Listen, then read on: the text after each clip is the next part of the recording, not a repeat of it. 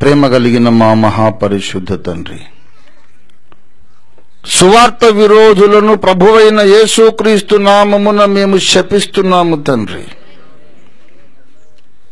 వారిని నష్టపరచండి తండ్రి, భయపెట్టండి. వారి కుటుంబములు, వ్యాపారములు నష్టపరచండి.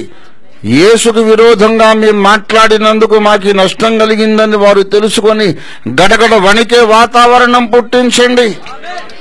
2వ కీర్తన 4-5 వచనాల్లో చెప్పినట్టు ప్రచండ కోపముతో దిగివచ్చి యేసునాథ వారిని తల్లడిల్ల చేయమని ప్రార్థన చేస్తున్నాం.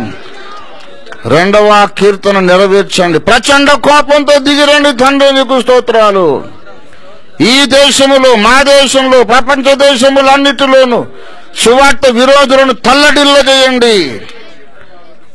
వడగండ్ల వాన కురియునుగాక, భూకంపములు వచ్చునుగాక, సువార్త విరోధుల శిబిరాలు కుప్పగూలిపోవునుగాక.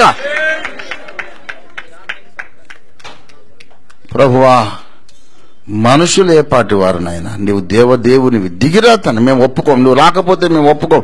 మా ప్రాణాలు అడ్డుగా వేసి అడుగుతున్నాం, భారతదేశానికి దిగి రండి యేసయ్యా, నీకు వందనాలు.